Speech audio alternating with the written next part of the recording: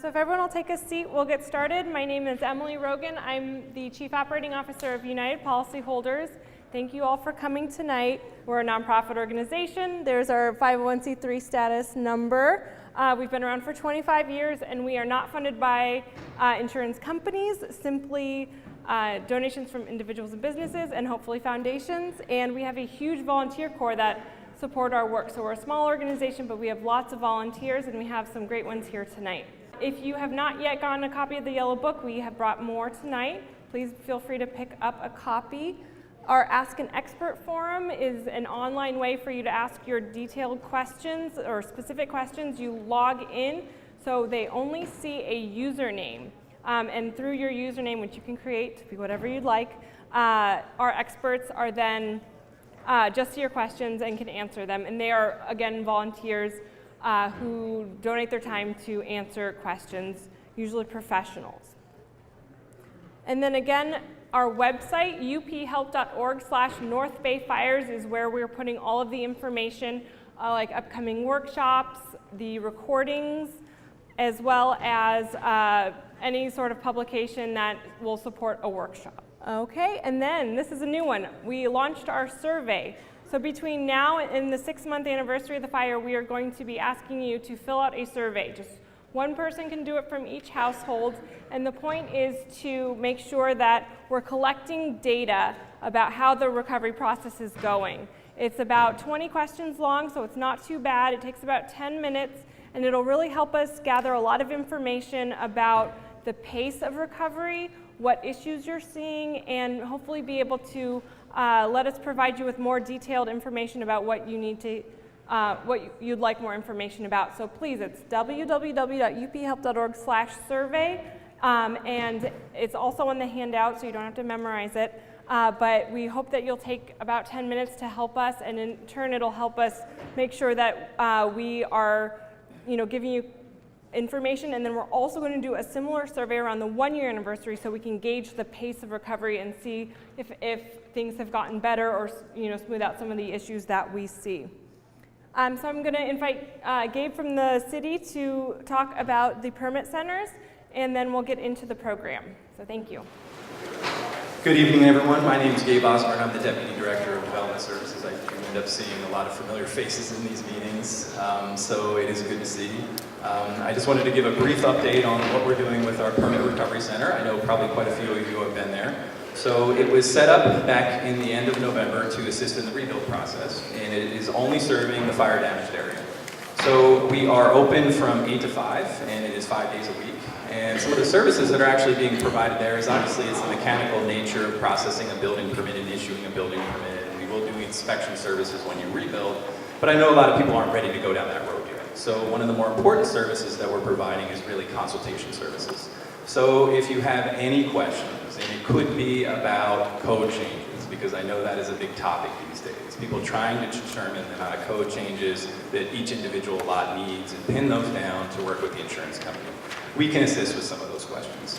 So basically, we're currently working through about 44 permits. I know that's a drop in the bucket in the whole scheme of things, but it is moving forward. Typically, the wait times are very low there. It's on average about 2 minutes, so individuals aren't really queuing. And typical services take about 15 minutes. If you go there for a consultation service, that will take a little more time. So just wanted to let everyone know that we are there. I will be available today to answer any questions on the back end, and I'll stick around if you have any unique specific things that are associated with your property. I'll do my best to answer those. Thank you. Thank you so much. So we are talking tonight about scoping and valuing your structure loss. We covered a little bit of this topic in our second workshop, and we're going to be diving a little deeper. Again, all of our volunteers are volunteering their time.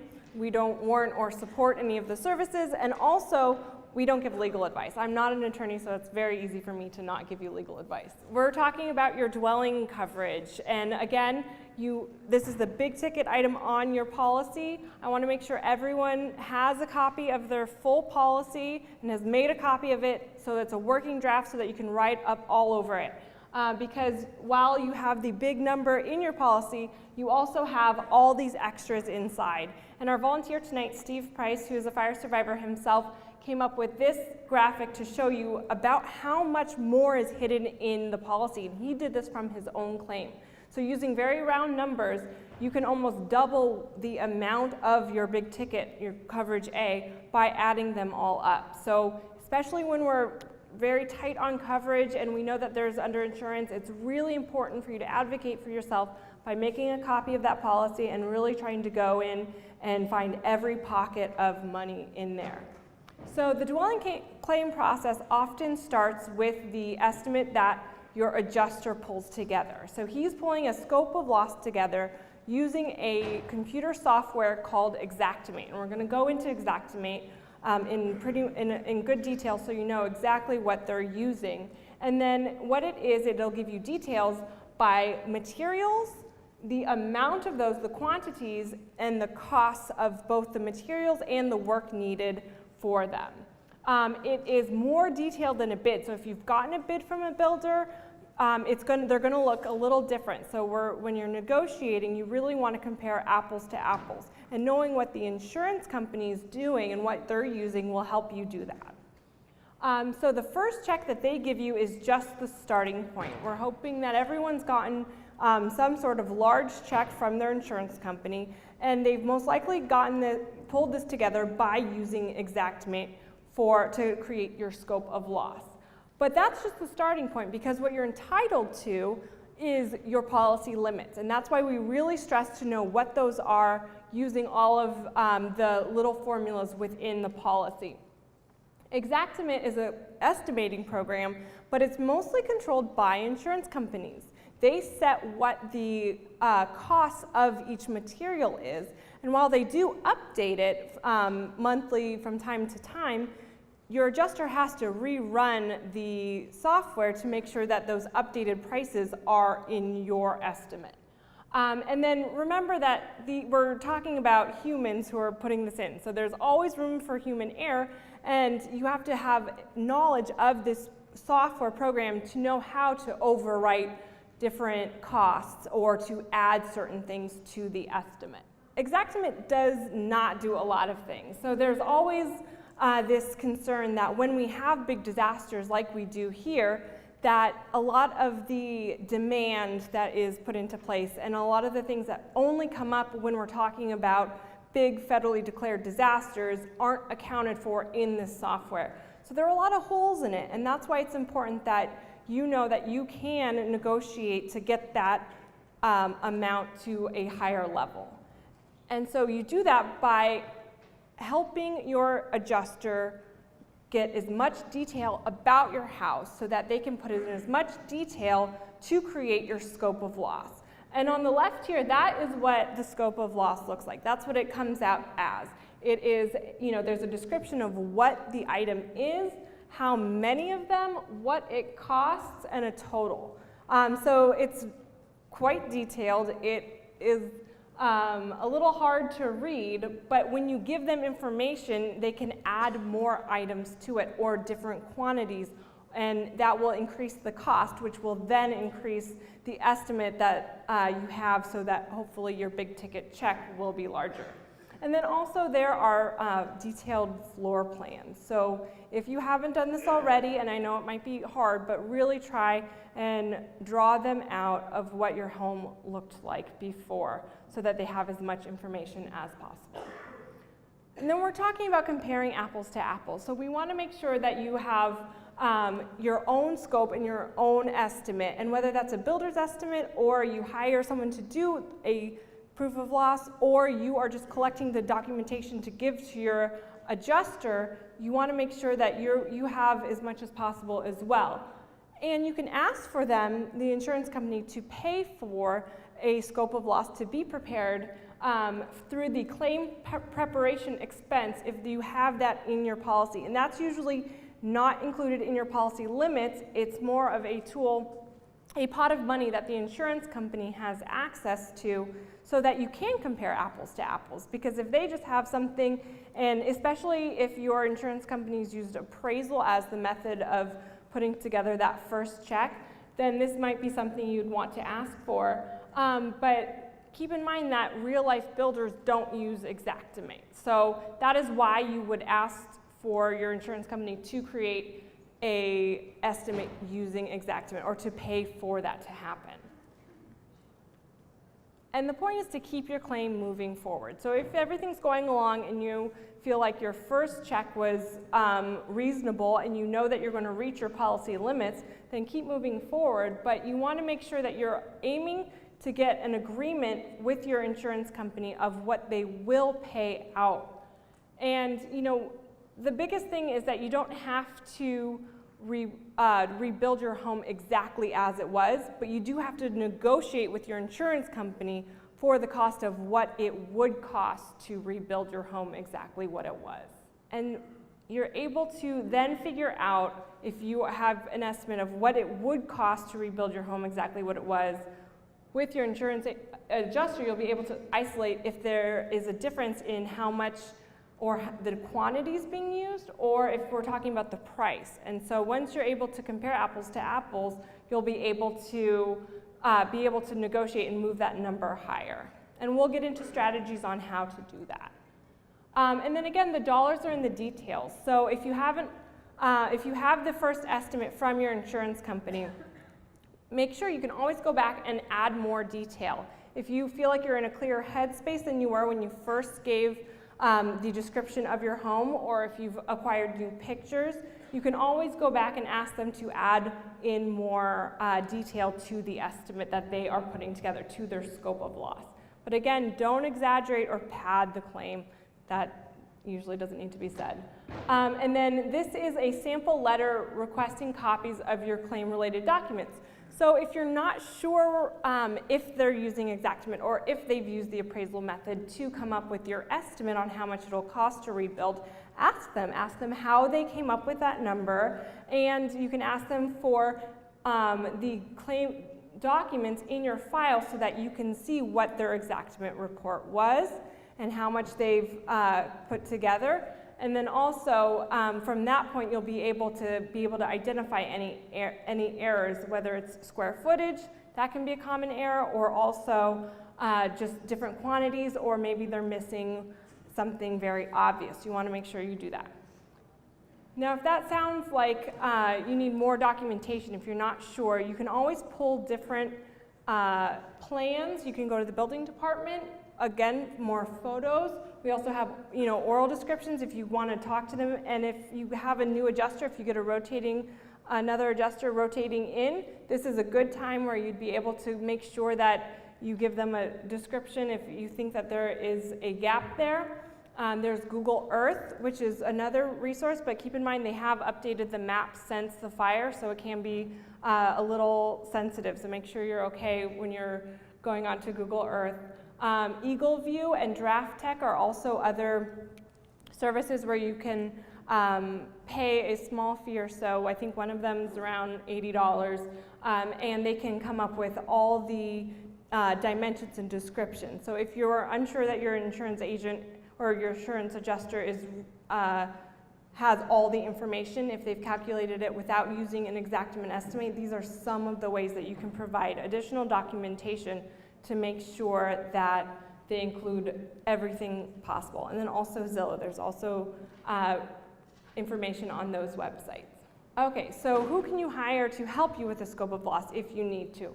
There are forensic estimators that can do this, but your goal is to find someone who can prepare something that would be comparable to what the insurance adjuster has. So again, something in Xactimate so that you'd be able to literally put the two estimates side by side, the two scopes of loss, and be able to identify where the differences are. If you are considering this avenue, and hopefully if you are, it is something that would be covered under the claim preparation expense, you want to ask them questions. Have they prepared a scope of loss for an insurance claim before? What are their professional qualifications? Do they have licenses? And then also ask for references. And this is a big one. You want to make sure you talk to homeowners who have used this service before. And that is always something that we say, that if you have friends or family who are asking how they can help, having them call professionals and ask references and get that list for you is one way that friends and family can help. And also clarify the extent of their services. Does the cost of the preparation include the time spent answering questions by the insurance company? That's a really big one. And then also, have they prepared one are they prepared to defend it in mitigation or litigation? And that's really important because we're not saying that you want it to be able to go that far, but you want it to be tight enough so that you don't have to worry if it does, if you have to spend money especially. And that means that they are willing to do that. And then ask them if there's an additional cost if it gets that far, because you want to have someone who can stand behind what they have prepared and make sure that it's defendable. Okay, so then the top of that slide is if you're buying instead of rebuilding. If you're considering buying another home instead of rebuilding the one that you have, it is still important that you reach an agreement with your insurance company to provide the number of what it would have cost to rebuild if that was the route you do. So you still have to do this documentation so that you and your insurance company can reach an agreement on what it would have cost. And we're hoping this is your policy limits. This is what the goal is, to get those policy limits. And that includes code upgrade coverage as well as your extended benefits, so extended replacement costs. So even if you're considering buying somewhere else, you want to do the research and make sure that you are negotiating your as-was property. And then so one way to do that is present the estimates of your home if you were to rebuild it as was and reach an agreement, and then once you've reached that, then you can show your insurance company that you are going to purchase a home in a different place and that amount is more than it would have been or similar than if you were to rebuild. And that's important because if you find a house that is less than it would have cost to rebuild your home as it was, your insurance company might not pay your policy limit, so you'll have less money to deal with. You don't get to have the extra funds for code upgrades, for instance, or maybe even your extended replacement cost. Okay, and then the handout tonight is a list of resources that support this information. So we have the scoop on scope, which is more information about scope of loss and what's included in it, guidelines for reviewing adjusters and contractors' estimates, and for that we have more information on documenting your loss and how to go over these estimates. We also have the Xactimate Demystified, which goes more into detail about Xactimate and that computer program. Questions to ask before hiring a contractor. Those are a list of about 20 questions that will help you be able to vet contractors. It's really good. That one was written by a survivor as well.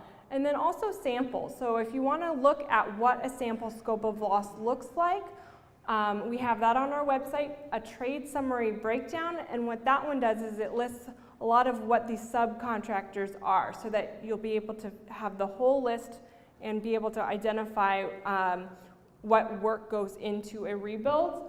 And then also commonly required code upgrades, but I would recommend that you go to one of the permitting centers and talk about that with them. All right, and I'm going to have Steve Price come up. Hello. My name's Steve Price. I actually grew up in Ukiah. So I spent, I like to say I actually went out to Colorado on a 6-day vacation about 13,000 days ago. So that's where I live today. So I grew up my entire life until moving to Colorado, just right up the road. I went to college out here, and so fast forward a little bit, just to give you a little background on myself. I have been in the commercial real estate business for about 40 years, and so was able to draw on some of that experience when life set our challenge in front of us.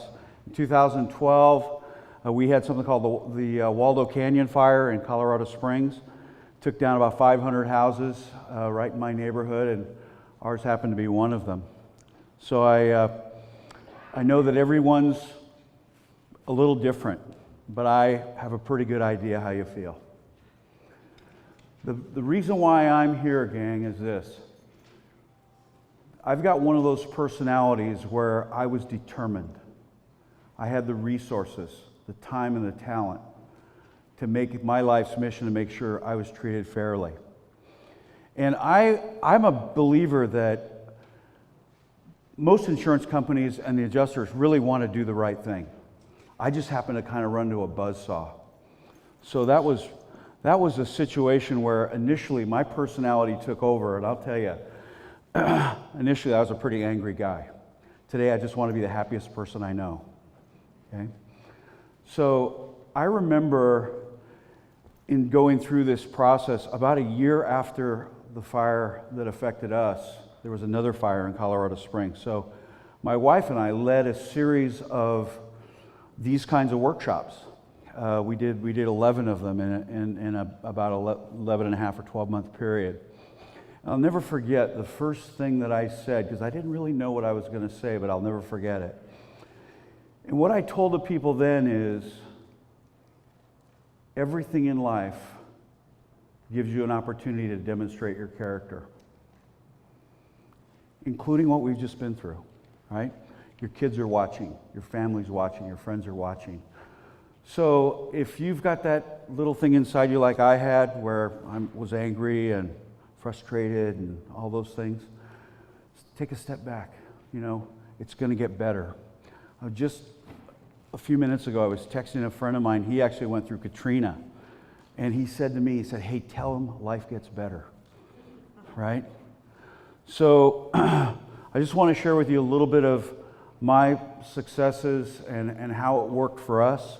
I don't mean to say it's going to be the same way. You know, I dealt with our carrier. I've probably helped a couple dozen families, walk them through the process step by step since that time. And so I've read many of the policies out there with the major carriers, and I know them pretty well. I'm not an insurance industry guy. I'm not an adjuster. I'm just a guy. I'm a guy that had some resources and some experience in the commercial real estate business, so I had something to lean back on. I've built a number of projects over the years, so I knew how to deal with contractors and subs and all those things. But I'd never read my insurance policy. Anybody relate to that? Right. So I want to just share with you a few of those things. I'm going to stick around, guys. I flew out today to really just be with you guys, and I'm going to stick around. So if you have questions after the fact, I'm happy to help you until the last person leaves. How's that? So one of the things that Emily, and by the way, thank you very much, Emily, for having me out. I appreciate it. I can't tell you how I felt the pain being in Colorado and having experienced this, and then not only watching the fires in Napa and here, and then in Ukiah. I'm going up there tomorrow. I grew up in Redwood Valley, and I saw YouTube where the fire came right through where I lived as a kid. So wow. Whew. I spent, I don't know, the better part of a couple of weeks trying to set up a chance to go up to Ukiah and help folks, just like we're talking to you guys tonight. And they just couldn't quite pull it together at the time. So I'm looking forward to seeing some folks up there. But so a couple things. Emily showed you a little slide that I'd put together, and I really took that from my own, I did it for my own benefit, because I'd never read my insurance policy. I didn't really understand how, you know, your basic coverage, everything wheels off that basic coverage, and maybe many of you probably know that by now. So if you have extended coverage or replacement cost coverage, or maybe you know it as ordinance and law, that's kind of an extra thing. And the example that was up here, what I did is I set the basic dwelling coverage at 100% equals $100,000, so you can follow the example. With $100,000 in basic coverage, what the point is that you can use whatever multiplier is appropriate for your home. So if you had a $400,000 house, you take the policy limits and just about multiply times 4, and that's going to give you a pretty close estimate as to what your total pot of money is. That was important, because once I started to figure out how to navigate the maze with my insurance carrier, it got to be a little bit of a game for me. And what I realized is I wanted to try to tap every single bucket of money. My goal wasn't so much to replace things, it was to get as much money as I possibly could from my carrier so I could go buy the things I wanted, which happened to include a new house. We actually built a new home, and so I can tell you about that another time. So the point of that slide was simply that there are all kinds of buckets of money. So you've got your basic coverage, you got your extended coverage, You may have an inflation rider, you've got debris removal, you've got trees and shrubs, all these buckets. And what you want to try to do is figure out how to tap every one of those buckets. So I'll make a couple of comments and then give you a couple thoughts when we get to the hindsight section. Emily and Amy asked me to come up and just give you a couple of thoughts on negotiating basics, some strategies. This isn't meant to be an all-encompassing list, but I'm happy to answer questions as well. One is, if you haven't done it, you want to get a copy of your homeowner's policy.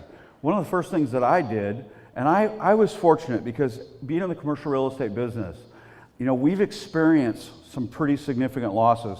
We had a tenant in one of our buildings that was referred to as the Internal Revenue Service. It wasn't on somebody's favorite list at the time, so they firebombed it on a Saturday night. And it took down an 86,000-foot building we owned. So that was my real introduction to how do I deal with a major claim. It's a little bit different in commercial, but one of the things I did is I went to my carrier right away and I asked them for a certified copy, because when the fire happened, I went to my insurance agent and he said, oh great, I'll email it to you, but it's the standard form policy, the one that's current today. That's not the same policy that I've had going back 7 or 8 years, which may have different little nuances, the little differences, and those little differences can make a difference because that's a contract between you and the company. And so what you want to be able to do is understand those words so that when they say, well look, we don't cover that, you want to respond by saying, well, can you show me in the policy where it says that? Okay?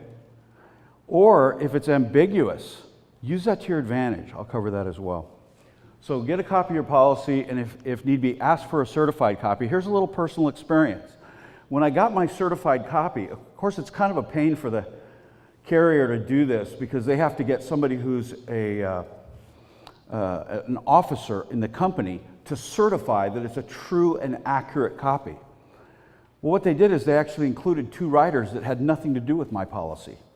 And I figured it out, that they actually included some things that were wrong.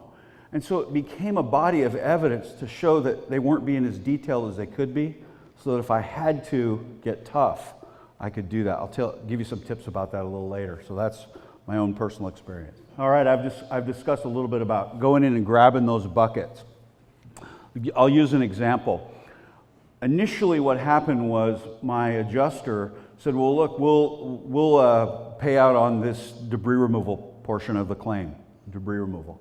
What I found out was they were throwing it towards my basic dwelling coverage. What you want to do is tap that debris removal coverage first until all those dollars are gone. The only way to know that is to know how much money's in that bucket and then to ask them to give you an accounting as to what's in there and what's left over. Make sense? You can break that debris removal into your contents coverage and into your dwelling coverage. So you're going to have to get your excavator or whoever's doing that debris cleanup maybe to give you a letter to that effect. Their best guess. So it's just a suggestion. So I talked about this. If it's ambiguous, you want to be prepared to use that against them. Show me where it says that, and then if it's ambiguous, use that to your advantage. All right, I talked about this using debris removal. There's other structures. Actually, other structures is the last bucket I tapped. And by the time I got into this process, I realized that I needed to segregate in my mind the process of negotiating my claim on my dwelling and separate completely the negotiations of my contents. I don't know about you guys, but my carrier was trying to push me along. Hey, get us the numbers, get us all your content stuff. And I started doing that. And what I was starting to get back from their contractor was, instead of having a signed original piece of art, right, fully framed, I'm looking at like posters from China.com that are unframed, right? So that was frustrating me even more. So once I got to the point where I flipped that switch and said, hey, look, I'm just going to make this like a game, and I'm going to figure out how to tap every dollar, then it made me happy. Okay? So you guys may be way past this, and I've not been involved in all of the workshops that Amy and Emily have been involved in. So I apologize. I'm not trying to duplicate any of the efforts. But right here, what I've tried to do is I just made a little diagram of a room and tried to give you an idea of the kind of detail. And Emily talked about this. In my own experience, what happened was, while I'm in a daze, the first week or two after the fire, when I met with my adjuster for the first time, we sat down in my office, and he pulled out his laptop and started pulling out a microphone. And I could see that he wanted to record my comments. And I'm not ready for that, right? I told him no problem. But what he tried to do at that point was to get me to give him details so that he could start to build a floor plan of my home. And they can do that in Xactimate. How many of you have already gotten an Xactimate estimate? Okay, so you know what I'm talking about. My Xactimate estimate was 85 pages. So for a detail guy who really loves digging into details, that was actually that kind of made me mad. Because it didn't give me the kind of cost breakdowns that I was used to seeing, having built 20 or 25 major projects over a 30-year career at that time. So I decided that it was in my best interest to flip the process.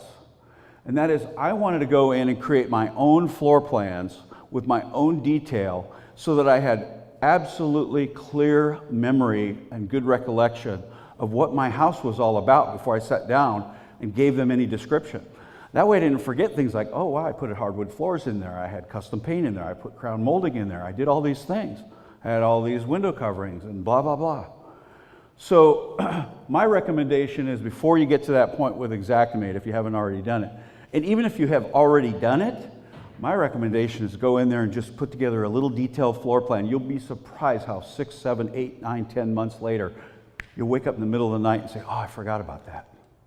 I can't tell you how many times that happened to me, particularly with my content stuff, okay? So I'm not going to talk about contents tonight, but if you guys want to talk about it afterwards, again, I'll stick around if you want to talk about that. Happy to help you walk through that. So that's my example of saying, hey, look, go through, get a good, use your memory, and look, if you don't have a real clear memory, go back and look at photographs. Now, in my case, all my photographs were burned up in the fire. I didn't have anything. So we were out of town. So I got pictures from friends and family, and I had my friends sit down and help me remember, hey, this or that. I'd put down my thoughts on what that room looked like, how big it was, etc. And it really helped me a lot. So ignoring contents, one of the things you want to do is try to describe in as much detail, and Emily talked about this, as you can possibly remember. And I really am thinking about this from the inside out, but you want to do the same thing on the outside of your home as well. But you want to think about like ceiling materials. Hey, are there things up there like panels or special construction or decorative elements or those kinds of things? And don't worry about construction terminology. I was introduced to that thing called scope of loss. I'd never heard that word before. I didn't like it. I'm not sure I do now, right? I don't like that. Hey look, I just want to speak English, and if it's got a dome in it, okay, I'll call it that. I don't care what an architect calls it. So try to get as much of that detail down as you can. All right, if you've got special conditions, anything that you'd be surprised how the littlest details can add to the cost of your home. Things like rounded corners. All that stuff takes extra work. And so those are kinds of things. We had alcoves and some Trafford ceilings and hidden lighting and things like that. Boy, it would have been easy to miss that and forget about it, and it gets expensive. Any special things about countertops and cabinets and that kind of stuff, all that millwork is very, very expensive. Doors, trim baseboards. Again, if you got 6-panel doors or if they're solid core doors, all that stuff is expensive. Drywall, you wouldn't think that'd be such a big deal, but the texturing, when we built our new home, there's a myriad of different textures out there, and they cost more when you do custom texturing.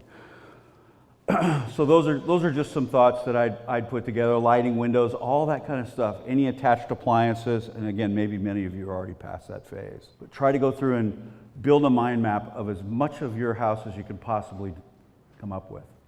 This is a slide that Emily had given me to talk a little bit about lowballing. I don't want to come across as being a guy that says, hey, I think the insurance companies have a habit of doing that. They're trained to go in and put in their They're trained to a very basic level in Xactimate. And then that has certain things, you know, you plug in data from Santa Rosa, right? And it populates all this stuff. But it doesn't really take into account the differences just in neighborhoods. It doesn't take into account the fact that, hey, post-fire construction costs more. What about the impact of these hurricanes, tornadoes? You look at what's going on in Houston and rebuilding. I had a friend tell me that they don't have enough warehouse space in the state of Texas just to store the drywall they need in Houston. That's going to impact the cost of drywall here, right? So I think that my perception is that I allowed my carrier to go through the process when I was ready and use Xactimate to come up with an estimate. And then I said, that's too low. Well, it was 55 cents on the dollar because I'd figured out by that time what my policy limits were, all the buckets. 55 cents on the dollar, just didn't seem right. So that made me angry, right? So I don't know that there was an intent to lowball as much as at some point somewhere in there, I said, hey, look, I'm going to take control of this because guess what? They've never been in my house. They don't know what it's built out of. They don't know what color the walls are. They don't know whether there's hardwood floors or vinyl tile, right? They've never been there. So I took it upon myself to come up with my own detailed floor plans and then gave it to them. I put together a 3-inch binder that had color photographs, detailed notes on improvements. I brought a copy with me, so if you want to see it, it's got a copy of that information on my dwelling. I had USB drive. I do this every year, January 1st. I go in and open up every drawer, every door. I take pictures of everything. Put it on a USB, I stick it up in the cloud, I stick it in my safe deposit box. So I had those. There were about 250 photographs of content. So those are some things that I relied on. Emily talked about hiring your own expert. I definitely recommend that at some point. I did that myself. Once I'd come up with my own floor plan, I hired a building contractor. They were hoping to get my contract to build our new house. I got that. I took that off the table. And I said, look, here's what I'm willing to pay you. I'll just tell you, I gave him $3,000. I said, what I want you to do is go through here, estimate the value of reconstructing this house if I was to build it again, and then I want you to go with me to Denver, and we scheduled a meeting with my carrier, and they slid me a check when we were done. So that worked out pretty good. So I recommend that. Another thing that I found, and I was going back through my Xactimate estimate today, is I started looking at items, and of course your eye drops to the big ticket items, right? So I noticed there are things like a jet tub, right? There's like $1,200 in there. Where can you buy a jet tub for $1,200? You know, can you get one at China.com? I don't know. I don't think so, right? So you want to go down. Look, they don't know where you shop either, right? So I went down to the local wholesale, they do wholesale and retail, where you can get all of your plumbing materials, you know, sinks and faucets and high-end stuff, medium stuff, right? And I went in there and picked out things that were very comparable to what I have.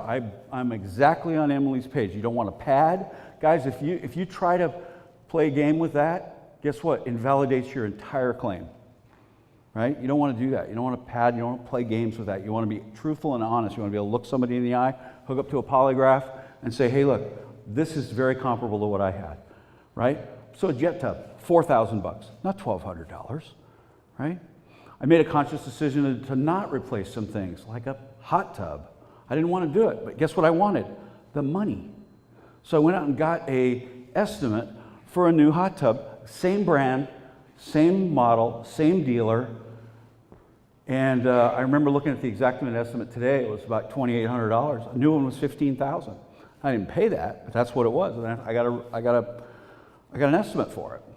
So what you can do is go in there and help by getting some estimates on big ticket items.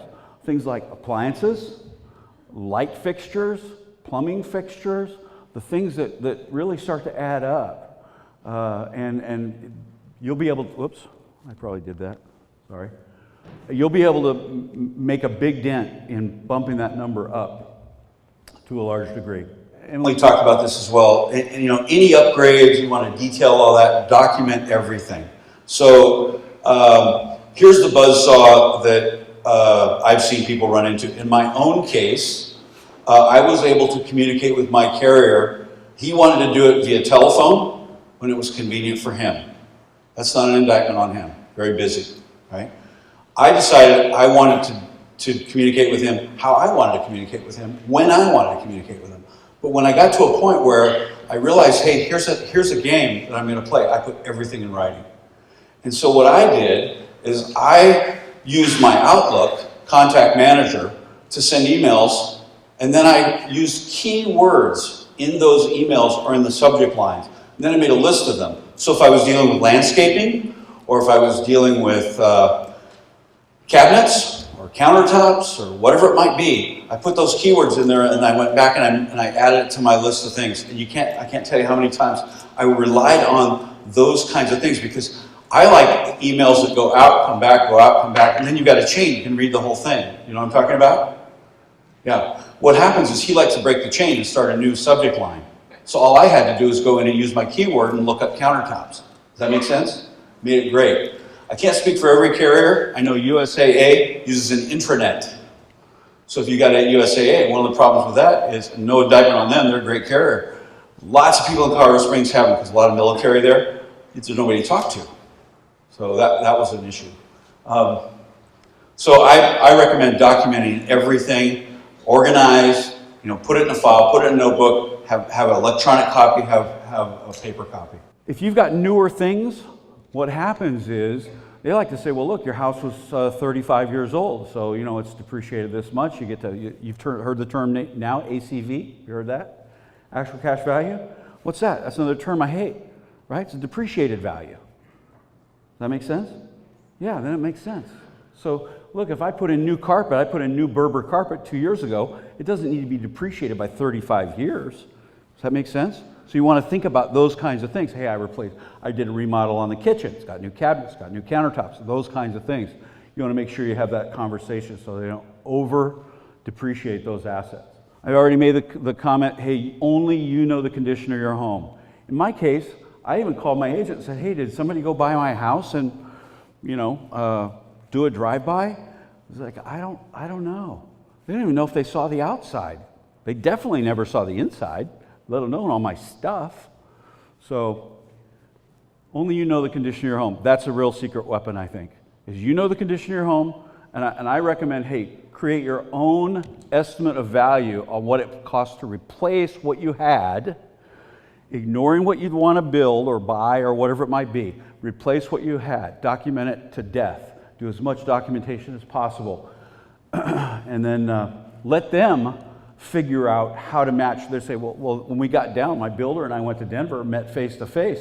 They said, well, you've got too much money in there for concrete. He went down his list. He said, oh yeah, I see it's already in your deal. Great, let's scratch that off. He said, oh, well, you don't have it this in. Like maybe it was landscaping or something, I think that he said. And they're like, look, we've already paid on the trees and shrubs. Okay, great, take that off. Those kinds of things. But then he said, hey, you haven't accounted for the framing. Cost of framing has gone up by about 80%. So they're like, oh, okay. So they had that kind of back and forth dialogue. And remember, it's up to you to document your claim. Can't stress that enough. And if you don't have the resources, the time, the talent, whatever it might be, then that's where it probably makes good sense to get somebody involved to help you, whether it's an architect or whether it's a public adjuster. And my recommendation is if you're going to hire anybody like that, and I've used all those guys in my career, you want to look at multiple people. You want to find somebody you can deal with who's honest. In building a new house, one of the things I realized early on is I needed to have a builder I could trust. Because when they were building my house, he could have taken a $1,000 bill and nailed it up on the inside and then drywalled over the top, and I would have never known. Right? Same thing's true here. So you want to make sure you document your claim, only you know what's there. Okay, a few of my hindsight lessons. Take your time. I know for sure, Amy drilled this into me. It's a marathon, not a sprint. Hate that. Boy, that really irritated me at the time, right? Let me segue on that topic for just a second. I was able to get my dwelling negotiated fairly quickly. And once I got all my ducks in a row, we held that meeting. That was a big deal. Also, I went from my adjuster to his boss to the Western Regional Claims Manager, and they were all sitting at the table. So that's just probably part of my personality and using some resources that we had to get to the right person.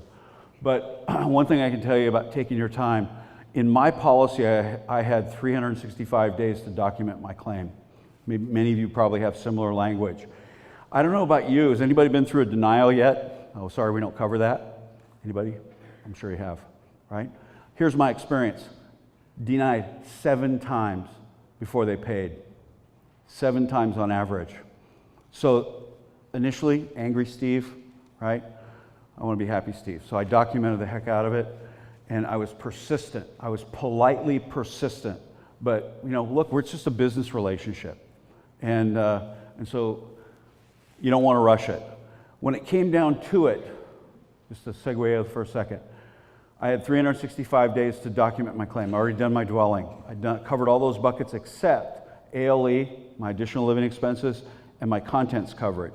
Contents was very, very complicated, and so we had to go through that and go back and forth a bunch of times. I finally said, you know what, I'm done giving you guys information because you're not really using what I'm giving you, right? They're going to China.com for posters that are unframed. It's not working out for me. So I finally, they kept saying, well, when are you going to give it to us? When are you going to give it to us? I said, look, I have 365 days to get it to you. And that's what I did. So when it came down to it, I finally got a hold of like I said, I met with the Western Regional Claims Manager. His name was Bob Tamaja. And I said, Bob, here's what's going to happen. I said, you guys have taken me through the mud, dragging me around, deny. By the way, if they pay, they owed it. Because they won't pay you 1 penny more than what they owe. Does that make sense? If they pay you, they owed it to you. So if they deny you and then pay you, guess what? They owed it to you, right? You just have to be persistent. So I said to Bob, here's how this is going to work. I said, on the 365th day at about 11:59 p.m., I'm going to push send. I sent him 110 pages, single-spaced, including my own depreciation, all those contents, fully documented. And I said, and here's what's going to happen, Bob. You're going to have to deny me because you don't have enough time to evaluate my claim. And then when you deny me, I'm going to file a grievance with the Colorado Insurance Commission. And that's exactly what I did. And let me tell you, that got their attention. So it took me 13 months to finalize everything. So it took about 4 weeks from the time I pushed send on my contents coverage to getting it all squared away. But let me say this. I got about 97% recovery out of all those buckets. Now, the public adjusters I've talked to say, hey, anything over about 90, 92, 93%, that's like a home run. That's a home run because you're not going to replace everything. I got 97%, so it worked out for me. I'm happy to share all that with you guys. Okay. If you can, pay off your mortgage.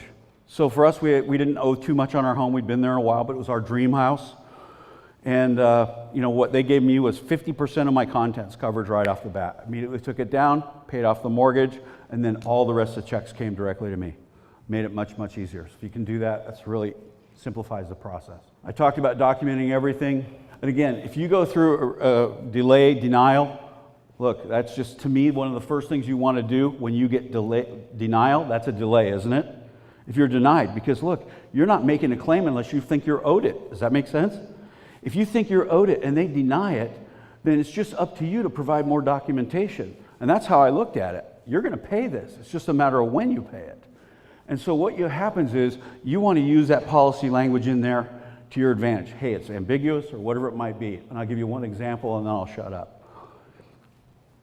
When I got down to the very end, I told you I negotiated my other structures.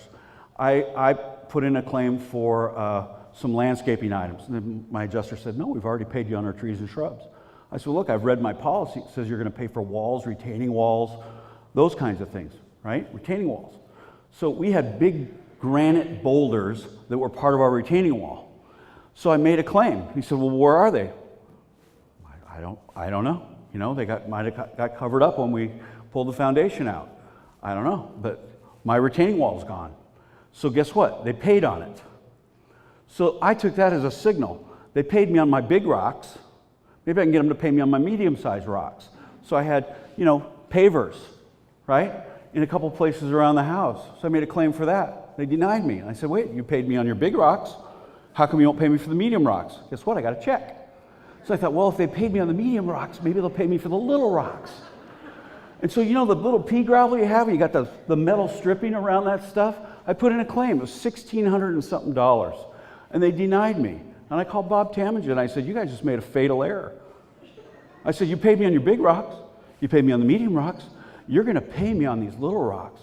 I said, or I'm going to file another complaint with the insurance commission, right? And guess what? He said, I'll have you checked tomorrow. And that was the last thing I got from those guys. So God bless you all. I know a little bit about what you're going through. I'm happy to share any tips or secrets or any of that. I'm happy to have a cry with you if you just need somebody to hug. I want to make sure you're welcome to have my phone number, my email address. If you ever want to reach out to me, I'm not charging a penny. Guys, I've just been through it, okay? So I'm here to help you any way I can. God bless you all. Thank you. Thank you. So our next speaker is Lynn Pham from Scope Writing Services, and he is going to dive a little bit deeper about the topics that are on the PowerPoint. Thank you. Steve, thank you very much for your presentation. That was very comprehensive, and I'm an ex-adjuster, so you guys, just want to give you a little bit of my history. I started my career as a State Farm adjuster, and I ended it as a farmer's large loss adjuster. So I was one of those specialists that should have been handling your claim. And what I would have called Steve was an adjuster's best friend. Because if I was given that type of documentation at the front end, I could do a better job in capturing his true loss. So guys, I, as an adjuster, tried to put myself in the homeowner's shoes. And so I never woke up thinking, who can I screw today?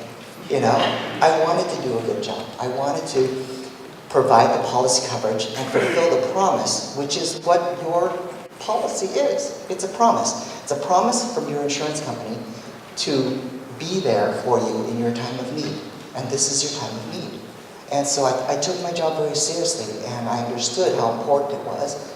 And that was where I came from, because that was who I am. Okay, so I was also very detail-oriented, and I wanted to do a good job. And that was motivation enough for me to treat my homeowners the way that I want to be treated, right? Straight out of the Bible, guys. All right, so for the last 13 years, I've been a restoration builder. Okay, so I, at one point, got tired of sleeping in hotels and getting off a plane and sleeping in my home 3 or 4 nights out of the week. And we just had a baby, so my wife had that family meeting and said I didn't sign on to be a single mom. And so I had to choose another industry where I wouldn't just be at the starting level again. So I thought, hey, I've got a lot of transferable skills. I know the insurance inside and out, working within. And so now I can use that skill and that knowledge as a restoration contractor working with homeowners, because they need some representation out there. They need to know what is normal and what is not, and I can advocate for them. And at the same time, I'm also working as a builder, as a construction company. So I understood margins. I understood what it costs for you to run a business as a builder that works with insurance companies. And I tell you, it's nothing like you've ever seen. It is literally construction upside down and backwards.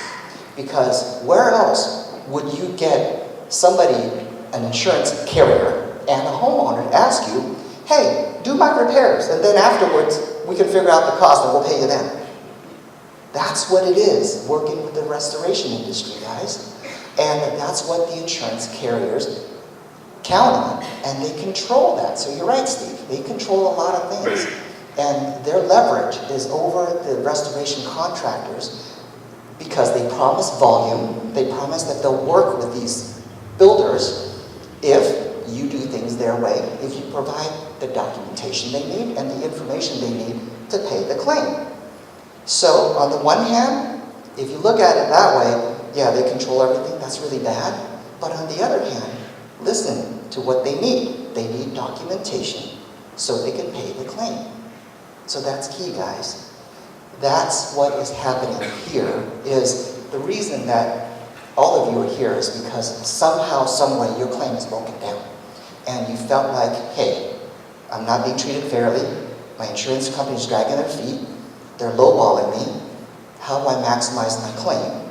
And then maybe the other half of you is saying, well, I seem to have a pretty good adjuster, but why is there this gap between their initial settlement offer, the actual cash value, ACV settlement offer, and what my contractors are saying, what it's going to actually cost to rebuild my house, especially those that are custom builds, okay? When you're dealing with Coffee Park and you're dealing with production builders, look, those builders make their money in the land. They buy a big plot of land, they subdivide it, and then they build cookie-cutter houses. They have several models for you to choose from. And they're very different from a custom builder. A custom builder builds spec homes. They meet with you and they say, okay, what do you want us to build? You choose a plan, you choose the amenities, you choose all of the bells and whistles that go into the home, and you ask them to bid it. Which is not very different from a production builder who builds tract homes, except they have a more defined process because they have cookie-cutter plans that you can choose from. But the main thing is both of them will give you a price, but it's up to you to give them the details so they can bid it correctly. Okay? So, I'm here to explain to you guys why there's a gap, because that's one of the big major issues that's going on here. There's a lack of mistrust. And so, from working in the insurance side, I know that they're trying to get there. They're trying to get the information from you guys so they can open up the pocketbooks and pay their claim, pay what they owe, okay? So the question is how to get there. And so it takes us to scope and Xactimate. Xactimate is an industry standard program that the insurance company uses and that restoration contractors who are in the industry uses.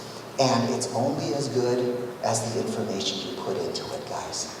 It's just like an Excel.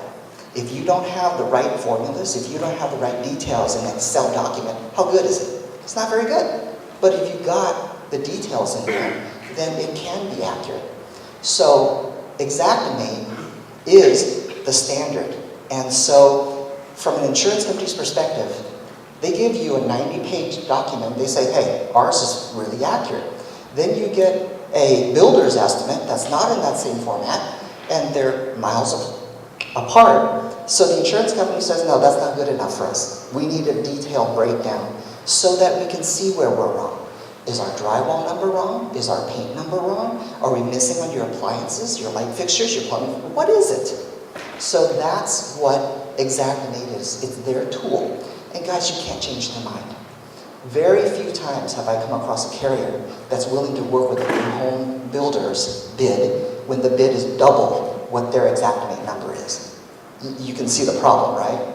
If your adjuster is advocating for you and he goes to his boss and he says, yeah, you know what? This new home builder, his number is twice as much as mine, but I believe in him. So let's pay this. His manager's going to look at him like he's from Mars. What are you talking about? Where are we different? Where are we wrong? You tell me so I can then document my file so I can approve of your recommendation of pay. So it's back to documentation, guys. Okay? So what Steve is talking about is dead on. When I meet with a homeowner, I look at their settlement. I look at the estimate, if they have one, from the insurance company, and I'll identify the areas where we're missing, where we may be low. Because I've worked with that program for 26 years. 13 as an adjuster, 13 as a builder. I kind of know the ins and outs of it. So, that being said, Xactimate is lacking in places that you wouldn't expect an adjuster to know about. They don't have site preparation. They don't have site grading. They don't have surveying costs, soils testing, engineering, permits, architectural, code upgrade. No adjuster who's traveling the country is expected to know code upgrade from Santa Rosa unless they're from Santa Rosa. So already there's 8 items that you know Xactimate is lacking. And if you open up your Xactimate right now, you'll see four or five of those 8 items, and they'll have it as an open item. It's pending. Why is it pending? Well, they need you or your contractor to give them a number. Hey, what's it going to cost to regrade your site? How much soil, topsoil, do I have to bring into it? Because now there's a lake where my property used to be. There's a big hole. So how many yards of soil do I need to bring in? And oh, what about the engineered fill that they have to put under my foundation? See, an adjuster and Xactimate is not built for that. It's a restoration program. It's restoring a home, and most of their losses don't involve foundations, guys. Most of the losses involve, hey, foundation is still there, it's just water. It's just a light fire. It's not a fire that burned as hot as the fires here did. So that's what you have to understand. And understanding their challenges will help you to know what you need to submit to them, you or your contractor, so you can bridge the gap. You can make a difference immediately into what you need to get to rebuild your home. So back to the components that go into a scope. Perfect example is appliances. So one of my clients has a custom build, and I looked at his estimate, and they gave him $4,200 for his kitchen appliances.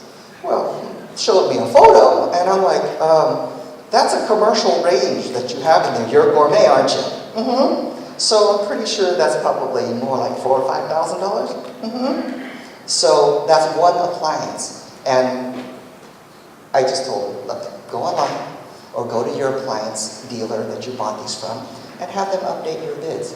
Because I can't tell by your photo if that's a Viking or that's a GE.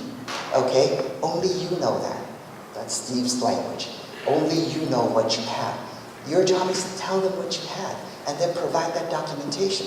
Because you know what? If I'm an adjuster and I looked at a pile of rubble and I'm doing my best to handle the 50 claims that I just received, I don't have the time to get online and guess what you have in your range, even if you showed me the photo. So understand that and go back and do the homework, because you can tell them what you have.